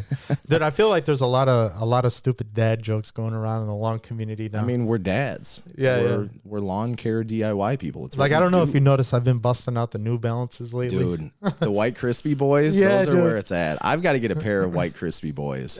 Now, let me ask you this. Nike Monarch or New Balance? What are they? 990. The 805s. 805s. Okay. What do you think? Are you team Nike Monarch or are you team New Balance for your crispy boys? Well, I don't know if you see my feet down here, but I got a size 14 4E. You got some biggies. Yeah, they are very big. It's not the only thing. No, just kidding. His socks are huge too. Yeah, dude, I got a big brain, man. That's all right. His prefrontal cortex is out of this world. It is, man. So like I was saying, as far as like the shoes go, the New Balance is all the way because they have a lot of wide sizes. That's true. I know that the Nike Monarchs do have bigger sizes and they're wider. Yeah. But they're not as wide as the New Balances. That's true. So I definitely recommend getting some New Balances. Not only that, but we're bringing them back in style. Dude, crispy boys. It's where it's at. Yeah. It's what's up right Dude, now. I don't know if you saw that video with Dude Dad when he was like with the lawnmower. No, I didn't. And he's like, how to become a real dad or whatever. He throws on the New Balances. I did. I didn't. Yes. Come to think of it, I did see that. He's You see like- that he makes like the Wisconsin videos with. Yeah. Exactly. With the Wisconsin, eh? Yeah. You know that guy? Exactly. Yes. Dude, that My was... sister lives in Wisconsin. She might be watching right now. My parents are up at her house right now in Kenosha. So I'm sorry, if you're anybody watching, from hello. Wisconsin. I'm If you- sorry. Yeah. If you're still watching this, you're like, these guys are such nerds. What are they even talking about? I don't know what any of these words mean. What is all this lawn care? I don't get it, but hopefully they're still watching. My wife, too. If you put the kids to bed already, I'll be home in a little while. It's 8:15. Forget it. They're still up. It's all right, man.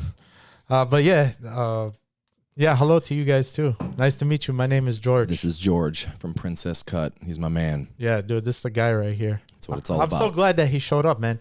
I see all these lawn care YouTubers coming around, and they're always doing like collaborations and this and that. And It's fun, man. Let's get together, like-minded people sharing their interests. That's what it's all about. yeah, I mean, not to toot our own horns, but I feel like we're the rookies of the year, man. And the simple fact that we're right next to each other and we could like meet up and talk and. Thank you. Yes, I feel the same about you. I mean, me, not so much, but you, definitely. Your production value, everything you're doing, it's awesome, man. Your videos are taking off. Your popularity.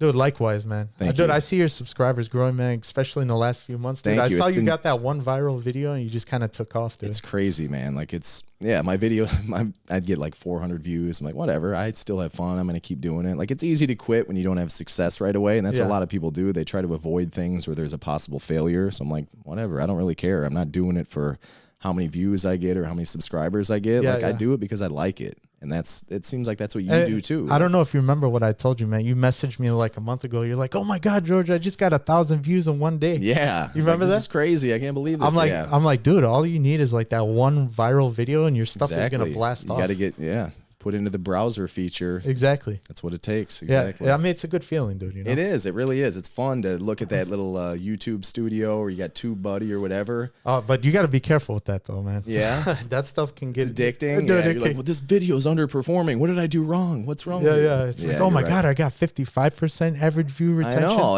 It's like YouTube's talking smack to you. This video performed 38% worse than the rest. They normally get this. I'm like, all right. Dude, anytime I get under always. 60% audience retention, it just irks me. Dude. Yeah, I hear you. You know? You're right. It's tough to not get caught up in the analytics of that. But Yeah, again, definitely. it all comes back to you're doing it because it's fun. But that's all It's right, cool. though, because I stopped using Facebook hardcore. Yeah. But unfortunately, I You replaced wait, hold on. So you don't like watching old people argue with each other about politics? I love that. Dude, man, I have an even get idea. me started I have an on idea that, about dude. Facebook. They need to divide it into 3 different categories. Fun book for people who are like having parties, having a good time, vacation. It's called TikTok. No, I'm just kidding. Baby book for all the baby pictures and dogs. And then crazy book for all the people who just want to argue about politics. Yeah, Facebook, Zuckerberg, if you're watching, I'm pretty sure he's watching. Make it happen. Yeah. I mean, Facebook it's old news now, man. I mean, I see everybody is. jumping onto like the new social medias now, Yeah. like TikTok and all that. And Yeah, right. I see the lawn tools on TikTok, man. They Yes, got like exactly. a whole bunch of followers. Dude, the lawn tools are all over social media. Yeah, I didn't even know that you can get like I forgot like 10,000 or 20,000 followers on TikTok. Who knows? I didn't even know there was that many lawn people on there. I didn't either. We're gonna have to check it out, dude. Maybe. We gotta dive in head first before anyone else, man. You know, Hey, why not? I guess it starts right now. I'm gonna make one, dude. I'll add you as a friend, dude. Sounds good. I appreciate it. We could TikTok with each other. Dude, the Lawn and Life said he had to quit looking at YouTube Studio. It's a dopamine rush. It is. It is. It's like a drug. You ever Like get that? you get a bunch. You're like, I got 190 views last hour. You ever- Wait a second. It's been 30 minutes and I'm not on pace for what I. You're right. You got to kind of take it easy on that stuff. And you got to realize too with lawn care, like you're going to get like these ups and downs, like with the season. No doubt. Yeah. Like right now you put a video out, it's not going to get as many views because people are like, I'm checked out. I'm tired of this. I'm not watching lawn care videos anymore. So. I kind of learned that the hard way because like my second video I put out like jumped to 70,000 views. Yeah. And then as soon as like the summer hit and like no one was doing lawn care, like my views just started dropping off. So you're like, oh yeah, every video I put out now I'm going to get at least 70,000 views, right? Yeah, exactly. Which is crazy. That's awesome. Was that your leveling video you made? Yeah. That's awesome. That was the second video I made with my iPhone. That's awesome. I still make all of my videos with a cheap Amazon tripod and my iPhone. Yeah. And I use iMovie to make everything. So yeah, like, I made iMovie. I used iMovie for that too. Yeah, like I'm thinking about getting a new camera, but at the same time, like, I don't know. I mean, any of you guys that want to make YouTube videos, it is so much fun to make it. It is. Just do it. Like, there's no downfall to it. The best part about it is it can't be taken away by a pandemic. Nobody can be like, oh, sorry, your YouTube video is canceled for today because of the pandemic. Like, you can do whatever you want. I was telling my neighbor that today. I'm like, this is pandemic proof. Yeah. One of the few things you cannot take away from me. You can take March Madness. Dude, you will not take I know you brought me some stickers today. I did. Thank you so much, man. Hey, it's my Dude, you pleasure. got to put the little established 2020 under there. I like that. That's a good point. That's what I did on mine. I like that. That's a good point. It's like the year of the bug, man. Yes. You know? You got it. Literally the year of the bug. Is the pandemic what motivated you to start your channel? It did, yeah. Because it is for me, 100%. Yeah. I mean, there was nothing else to do. And I'm a teacher, so I was remote teaching. And I'm like, well, am I going to send my students a bunch of videos of other people doing workouts and stuff? I'm like, well, then what am I doing? So I started creating workout videos. I saw that. Yeah. That's another channel. I've got a different channel. Yeah. So that's what I just use for my like PE classes. There was one video that I made just for my PE classes that I totally forgot about that YouTube channel. And I checked and it had like 18,000 views. Oh, it was like the 5 components of physical fitness. How are your subs on that channel? Very low. I got like 128 subs, but I don't do any kind of promotion for it or anything.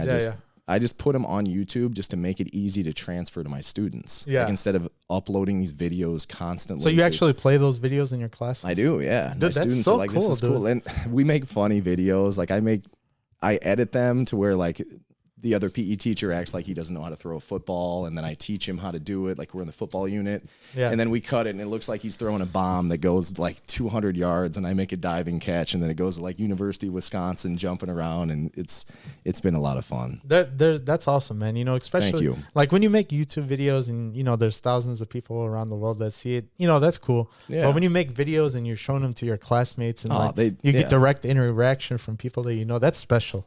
Well, thank you. I appreciate that. That's what I really like about teaching is like I feel like I'm making an impact on people's lives. Yeah. Especially right now. Like one of my favorite things I do is at the end of my class every day, I give kids time to just chill and hang out and talk. I give them 5 minutes every day. I'm like, you're the awesome teacher. Like if you want to go, you're welcome to go. The Zoom's over with. But if you want to stay and chill and hang out and just have fun with your friends, and I just kind of facilitate conversation like we're doing right now. And they're like, so now I've got like half of my class that just hangs out. You know what I mean? Like that's what they're missing. Everything's so structured and everything's on Zoom, and just that fun factor of just being with your friends, hanging out, just being silly.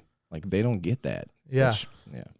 Yeah. You know, I don't blame. Do they know that you do a lawn channel too? They do. Yeah. Do they watch those? Yeah, they do. Yeah. They're probably watching right now. Some of them might be. Hello. What's up? If you are. What's going on, class? Yes, exactly. Hey, real quick, I want to give a special shout out to Sunny Bermuda. He just hit 500 subscribers. Congratulations. That's awesome. Sunny Bermuda is a big part of the lawn care community. Always comments on the videos. I appreciate that. Puts out some good content himself, so he deserves that. That's awesome. Dude, he like I was saying in one of my first live streams, you know, he breathes new life into some of the products that a lot of the lawn people overlook. Yeah, for sure. And he's always looking at like cool stuff. And, you know, he's got the Alec Kensington. His delivery is awesome. So I love your channel, Sunny Bermuda. Anybody watching this, make sure that you go watch Sunny Bermuda's channel. Also, nice ass lawn. I want to say what's up to you. Dude, his lawn is so beautiful. It's got the palm trees. Like, man. Yeah. I don't know if you noticed. That was your first episode you had, right? Absolutely. That's awesome. Dude, when I was thinking, like, who's my favorite lawn on YouTube, Nice Ass Lawn was, like, the first one. Oh, yeah. Francis, no doubt. He was, like, the first one that popped Francis into is my the head. man. And then Striper, man, I got you, man. I mean, local guy. Got to support the local guys. Plus, you got an amazing lawn. Thank you. Same to you. So well-deserved, man. Let's see. We got a question here from Chuck.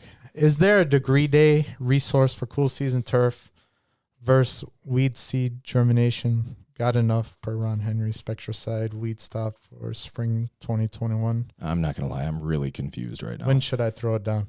Hey, well, you know what, Chuck? I know that a lot of the professional guys follow the growing degree days when it comes to applying PGR. When it comes to me, I just kind of throw down my PGR every 30 days and every month. I don't really follow the GDD days, as they call it.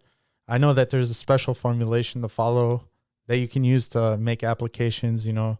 So I don't follow that. I just kind of wing it and take a look at it, how it looks, you know, by my face.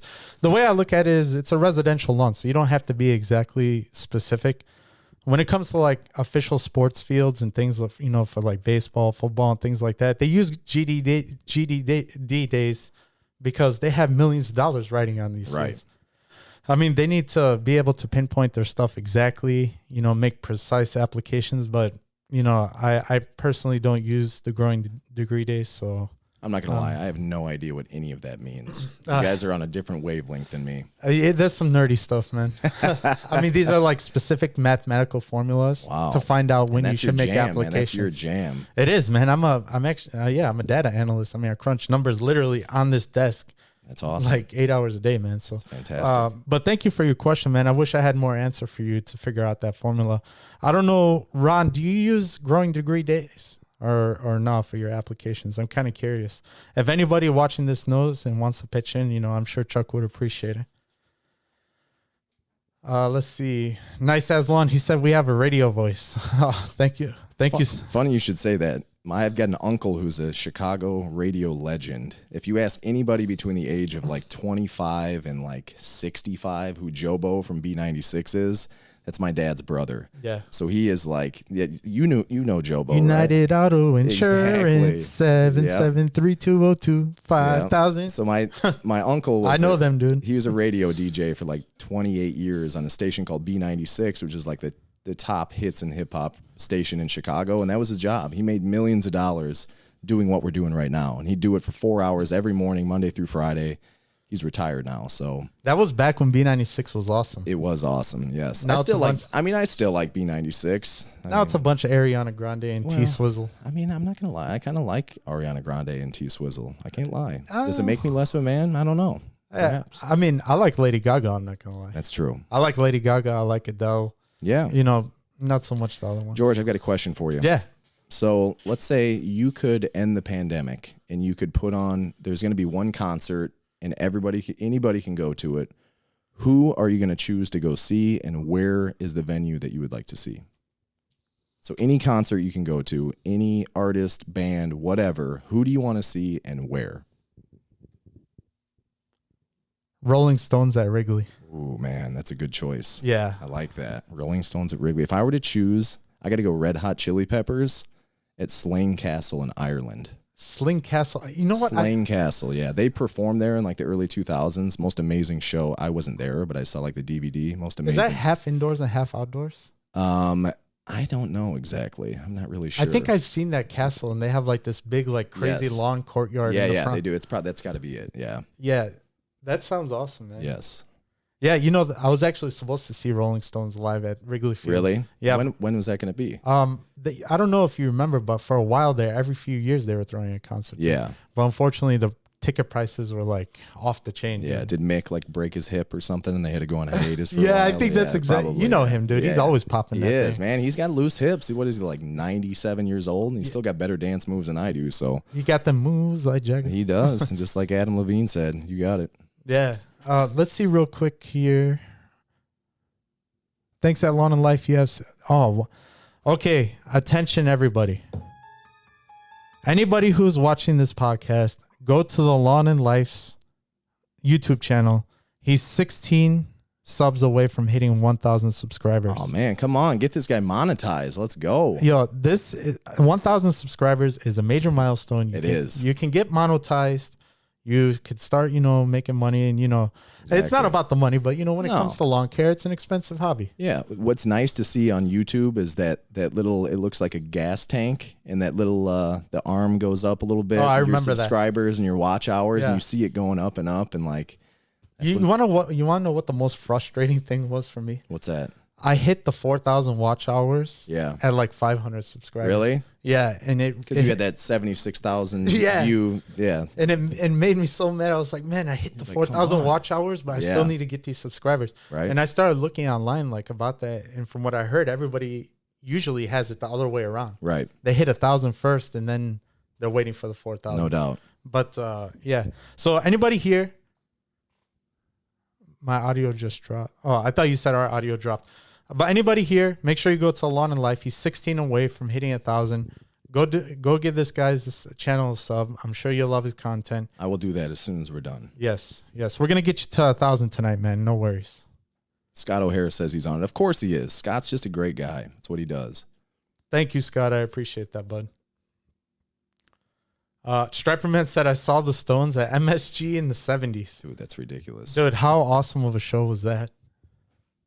I remember back in the 70s. That was a good time, man. Yeah, I could imagine. The Summer of Love. Yeah. Did I had a good time, man. I'm just kidding. It's his birthday today. This guy's 31 years old, right? Or 21? No. 23? I turned 31 today, man. I actually thought I was 30 for the longest time. But I just realized today I'm actually 31 today. Nice. Yeah. That's awesome. Yeah, so you know you're getting old when you start forgetting your age. Oh, absolutely. Or forgetting your birthday's coming up. Or, yeah. It's like Frank the Tank in old school. Yeah. It's like, Frank, did you forget your birthday? Like, dang it. Not again. But yeah, my mom and my wife asked me what do I want to do for my birthday, and I told them straight up, I was like, I want to do this podcast. Yeah, it's fun, man. The only issue with this podcast is we've been going for an hour and a half, and I've got to pee so bad. Have we? Yeah, we have. Oh my God, man. Dude, you're right, man. When you have someone in person with you, it doesn't seem that long. It just flows, exactly. Yeah. So let's see real quick. All right, guys. We got one more question here from Backlawns. We're going to take this question, then we'll wrap it on up. Fantastic. All right, cool. Don't let my bladder dictate this conversation here. Like, I can be back in 20 seconds. Yeah? I'll be right back. Okay. Yeah, go ahead. I'll just sit here alone, man. No, I'm just kidding, dude. I'm a master of sitting in this basement alone, man. No worries. So, what's going on, guys? Nice to see you. Striper Man, thank you so much for the happy birthday. I really appreciate it. I had a good birthday today, so got to hang out with the family. They bought me this almond mascarpone cake. And then now I'm doing this podcast right now, so I really couldn't ask for a better birthday. What are you guys up to tonight? Doing anything fun? But yeah, if anyone watching this video, if you guys didn't drop a like, if you want to drop a like, I really appreciate it. Let's see. Scotty is the man. Yes, he is. Lawn Whisperer. That's what she said. I'm not even sure what I said that made you say that, but let's see. So Backwoods Long. All right, he's back. Oh, I'm back. So Backwoods Lawn Care asked, what is the biggest mistake you have made on your lawns? I'll let you answer that first, but I'll tell you what, man. I really made a big boo-boo recently. Yeah? Yeah. Let's hear about it. I'm back, guys. What did I miss? Anything? Anything exciting? Sorry about that. Yeah. Backwoods Lawn Care asked, what is the biggest mistake that you guys have made on your lawns? Ooh. Good question.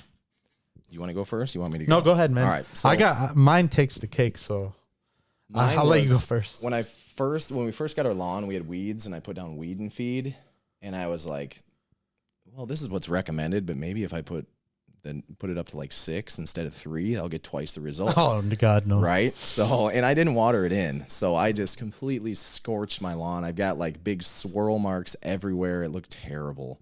I just didn't know what I was doing. So I'm like, all right, well, it recommends this, so maybe if I put more on, I'll get better results. So yeah.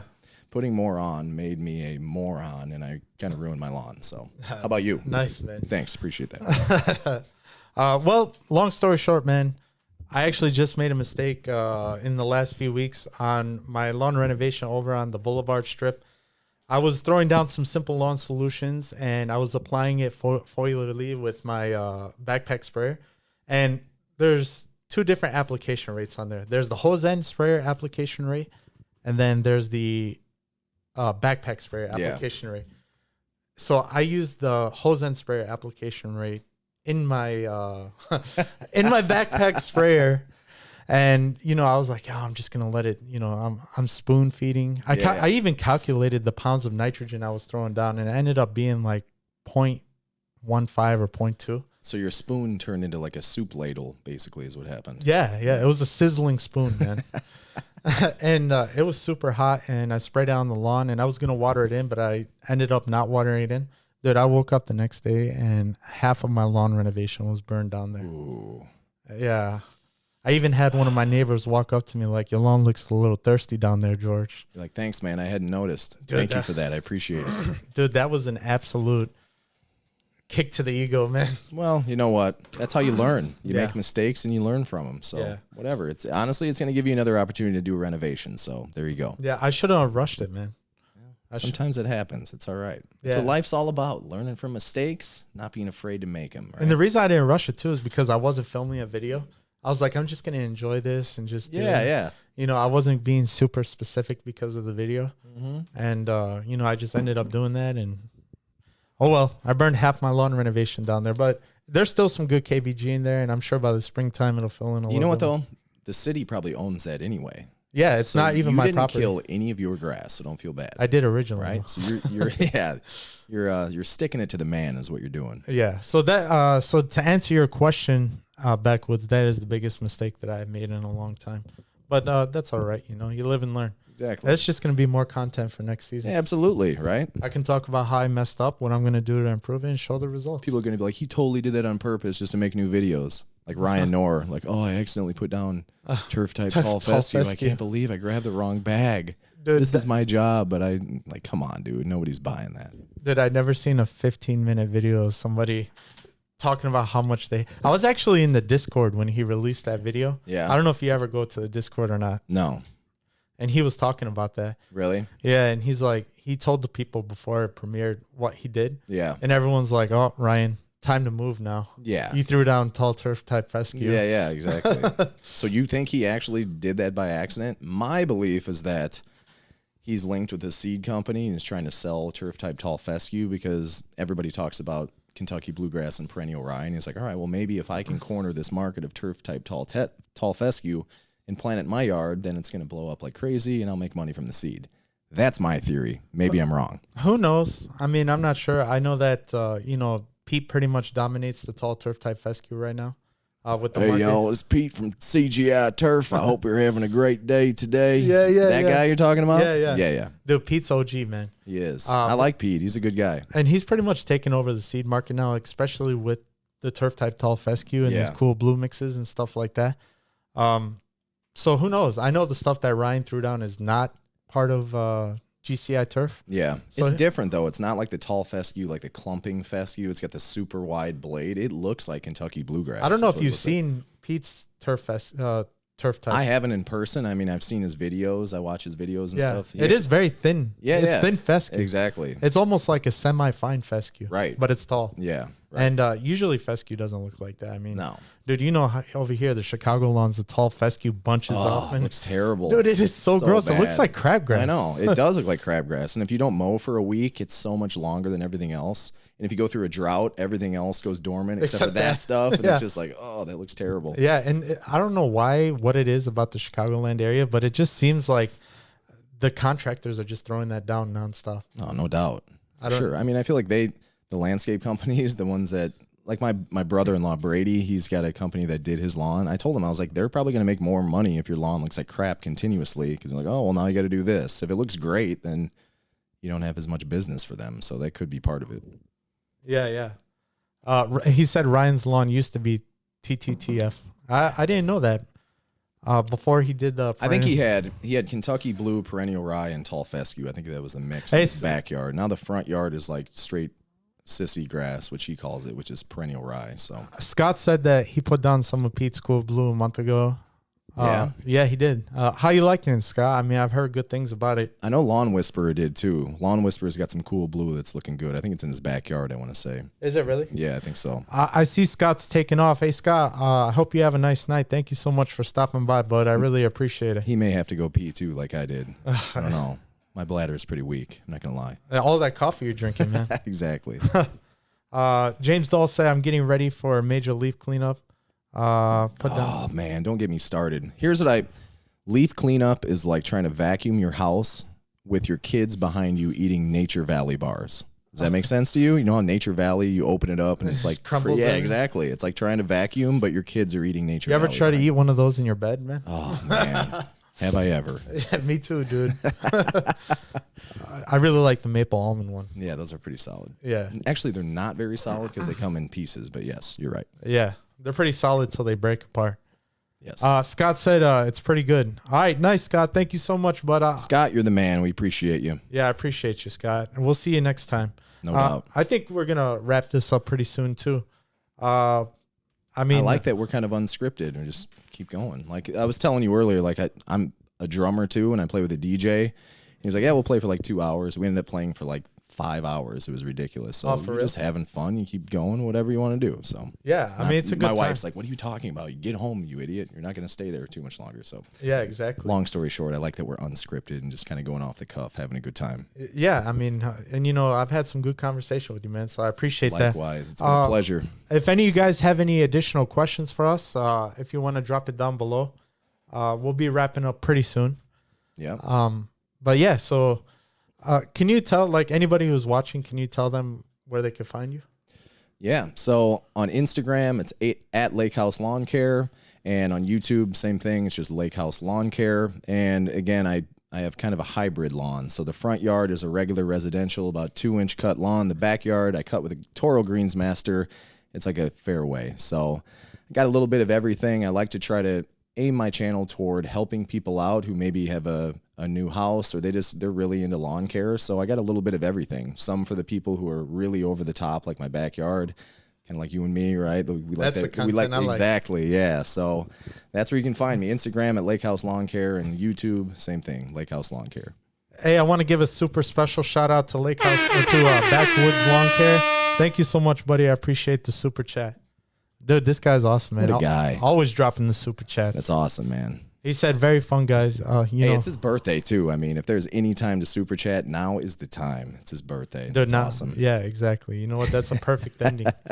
That's a perfect ending. Absolutely. All right, bud. Well, it looks like we come down to the chat. We don't have any more questions. So, George, it's been a pleasure, my man. I can't thank you enough. I've had a great time tonight. Feels like we've been on for 2 minutes, but cutting it up with you, having a good time. It's been a blast. Well, you know, you're always welcome to come back anytime. It's my pleasure. We'll have to do it again. And anybody else who's watching this live stream, I really want to thank you guys for stopping by. If you guys have any questions, you could drop it in my email, which is in the description. If you have any questions for Kyle or if you want to check out his content, make sure to stop by Lake House Lawn Care. And with that, I think we're going to go ahead and wrap it up. Thank you so much. Have a good weekend, everybody.